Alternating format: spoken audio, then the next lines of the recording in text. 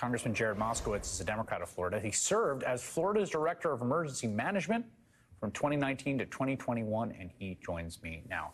Congressman, it's good to have you on. I know that your district was not really in the path of the storm, so I suspect your constituents are doing all right. But as someone who did manage emergency response for that state, what's your read on how things are in Florida in the aftermath of Idalia? No, thanks, Chris. Well, look, the state of Florida has the best emergency management agency in the country. They have that because of the investment that Florida and the legislature has put into emergency management, but also, quite frankly, they have it because of experience, right? It's just a year ago that we had Hurricane Ian. A couple of years before that, we had Hurricane Michael. We almost had Hurricane Dorian, which was the strongest hurricane in the Atlantic Ocean that almost hit Florida, that Florida got prepared for, but then stalled over the Bahamas. And so, look, this was an extremely strong hurricane. It went to an area that hasn't been hit in over, 100 years. 100 years, yeah. And so, look, the folks that are affected, obviously, their communities are never going to be the same. It takes 10 years to recover from a Category 5 storm. I am happy to see that loss of life was down. I think that's probably because, obviously, it hit a less populated area than Ian, but also people heeded the evacuation warnings that were in Zone A in manufactured homes. But obviously, look, this is the third major storm now to hit the state of Florida in 4 years. And so, the state of Florida now seems to be the #1 target for massive storms. All right. You just said something a few moments ago. I think it's really instructive and a perfect sort of segue here.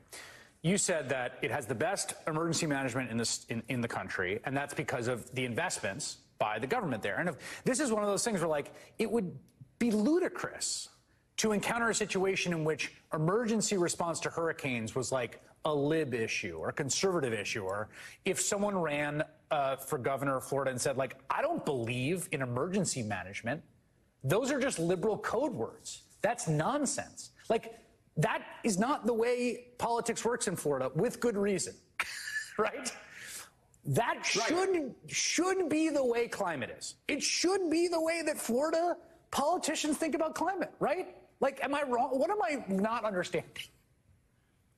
Well, by the way, I don't know if you remember this, but in the Rick Scott administration, they refused to say the word climate change. There was hearing after hearing, and people would ask them if climate change was real or not. And not only would they not answer, they wouldn't even mention the word climate change. And so, it's funny to watch the presidential debate the other day where everyone kind of looked around when the simple answer of yes or no, does climate change real?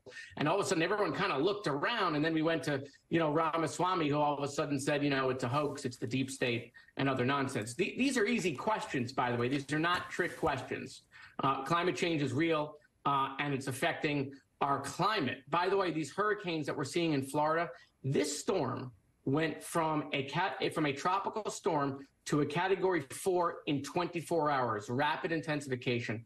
Hurricane Michael went through the same thing, rapid intensification up to a Category 5 storm. Rapid intensification was never the norm. It was the exception. Now, every time a hurricane gets into the Gulf of Mexico, which is basically a hot tub, we have buoys off the coast of Florida registering 98 degrees.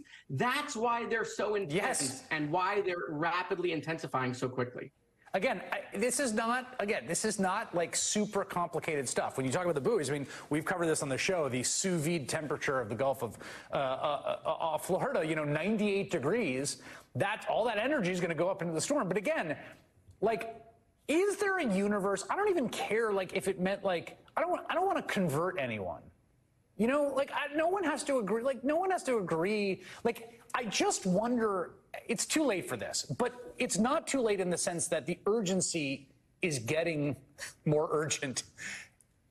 A way to move climate into the category that emergency management is.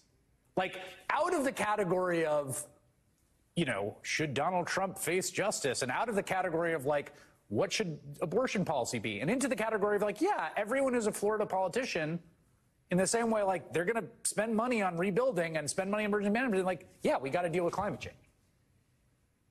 Yeah, listen, right now in Congress, as you talked about, FEMA is running out of money, right? I have a bill in the House to fund FEMA for $12 billion. Marco Rubio has that in the Senate, right? That bill's not even moving. We can't even get that bill moving. But by the way, can you imagine if there was a governor in this country who said, I'm not going to take FEMA reimbursement?